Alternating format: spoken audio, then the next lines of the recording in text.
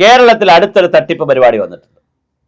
പരിപാടി മറ്റൊന്നുമല്ല, ഇപ്പോൾ മഞ്ഞ കാർഡും പിങ്ക് കാർഡുമുള്ള അന്നയോജനയൊക്കെ വാങ്ങുന്ന ആളുകൾ ഒഴിച്ച് വികലാംഗർ, അംഗപരിമിതർ, മറ്റ് വിധവകൾ, അവിവാഹിതരായിട്ടുള്ളവർക്കുള്ള പെൻഷൻ, ഇങ്ങനെ സ്ത്രീകൾക്ക് ഏതെങ്കിലും തരത്തിൽ ആനുകൂല്യം കിട്ടുന്ന സ്ത്രീകളുണ്ടെങ്കിൽ അത് ഒഴിവാക്കിയിട്ട്, അവർക്കൊന്നും ഇല്ലാതെ അവരെല്ലാം ഒഴിവാക്കിയിട്ട് ഒരു 35 വയസ്സിനും 60 വയസ്സിനും ഇടയ്ക്കുള്ള സാമ്പത്തിക കാര്യങ്ങളൊക്കെ, അന്നയോജനയൊക്കെ നോക്കുമ്പോൾ സാമ്പത്തികം വരുമല്ലോ, ഇതെല്ലാം നോക്കിയിട്ടുള്ള ഒരു ചെറിയ വിഭാഗത്തിന് 1000 രൂപ കിട്ടാനുള്ള പരിപാടി ആരംഭിച്ചിട്ടുണ്ട്. അതിന്റെ ഫോറം വിതരണം ചെയ്തു തുടങ്ങി. അപ്പോൾ അതിനകത്തൊരു ഭീഷണിയുണ്ട്. അതായത് നിങ്ങൾ 2 പെൻഷൻ വാങ്ങുകയാണെങ്കിൽ, ഈ ഏതെങ്കിലും ഒരു പെൻഷൻ വാങ്ങിക്കൊണ്ടിരിക്കുന്നവർ ഈ പെൻഷൻ അല്ല ഈ തുക കൂടെ വാങ്ങുകയാണെങ്കിൽ കണ്ടുപിടിക്കപ്പെട്ടാൽ 18% പലിശയോടുകൂടി തിരിച്ചടയ്ക്കണം. അതുകൊണ്ട് വളരെ ശ്രദ്ധിച്ചു വേണം ഈ പൈസ വാങ്ങാനെന്നുള്ളൊരു ഭീഷണിയുണ്ട്. പക്ഷെ മലയാളിയല്ലേ, അവർ കിട്ടുന്നതെല്ലാം മേടിക്കും, ചിലപ്പോൾ പൈസ തിരിച്ചടയ്ക്കാത്തുള്ള അതൊന്നും കാര്യമൊന്നുമില്ല. നമ്മളിപ്പോൾ സർക്കാരിന്റെ പൈസ വാങ്ങുന്നതിന് വേറെ 3 മാസ കാലം പലരും ഇത് 2-3 പെൻഷൻ വാങ്ങുന്നവർ പല കാര്യങ്ങളിലും ഉണ്ടെന്നേ. അതൊക്കെ ഇതിന്റെ ഭാഗം തന്നെ. നമ്മൾ വക്കോല് ഇന്ന് കെട്ടാൻ വക്കോലി എന്നല്ലേ കയറെടുക്കാൻ പറ്റുള്ളൂ, അല്ല വെളിയിൽ നിന്ന് വേറെ കയറ് കൊണ്ടുവരാൻ പറ്റത്തില്ല. ഇതൊക്കെ ഇതിന്റെ ഭാഗമായിട്ട് അങ്ങ് പോകും.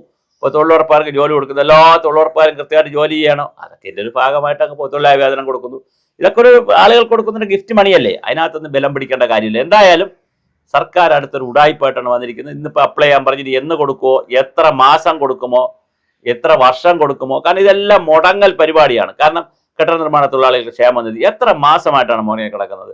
അംഗനവാടിക്കാരുടെ അംശാദായം, അംഗനവാടിക്കാരുടെ പെൻഷൻ പറ്റിയില്ല, കുറെ ആളുകളുടെ 6 മാസമായവരുടെ കാര്യങ്ങൾ, ആശാ വർക്കേഴ്സിന്റെ ശമ്പള വർധന, അംഗനവാടിക്കാരുടെ ശമ്പള വർധന, പാചക തൊഴിലാളികളുടെ ശമ്പള വർധന, ഇങ്ങനെ 100 കണക്കിന് കാര്യങ്ങളാണ്. ഒരു 10-30ഓളം പെൻഷൻ സ്കീമുകൾ, ഇതിലെല്ലാം പൈസ കൊടുക്കാൻ കിടക്കുകയാണ്. ഇതെല്ലാം കിടക്കുമ്പോഴാണ് അതൊന്നും അഡ്രസ്സ് ചെയ്യാതെ ഇങ്ങനൊരു പുതിയ പരിപാടിയോടെ വെച്ചത്. അപ്പോൾ ഉള്ളത് നോക്കുകയില്ല, കക്ഷത്തിരുന്നത് പോവുകയും ചെയ്തു, ഉത്തരത്തിലിരുന്നത് എടുക്കുകയും ചെയ്യില്ല എന്ന് പറയുന്ന ഒരു സമീപനമുണ്ട്. CPM വലിയ രീതിയിൽ അത് ചെയ്യുന്നത്. എന്ന് പറഞ്ഞാൽ മാക്സിമം ആളുകളെ ഇങ്ങനെ മോഹവലയത്തിൽ നിർത്തി എല്ലാവർക്കും ഈ രാമേശ്വരത്തിൽ ചെയ്യുന്നൊരു പരിപാടിയുണ്ട്. അവിടെ നമ്മൾ തലമുട്ടയടിക്കാൻ ചെന്ന് കഴിഞ്ഞാൽ എത്ര തിരക്കുള്ള ആളുടെ അടുത്ത് ചെന്നാലും ആരെയും ഒഴിവാക്കത്തില്ല.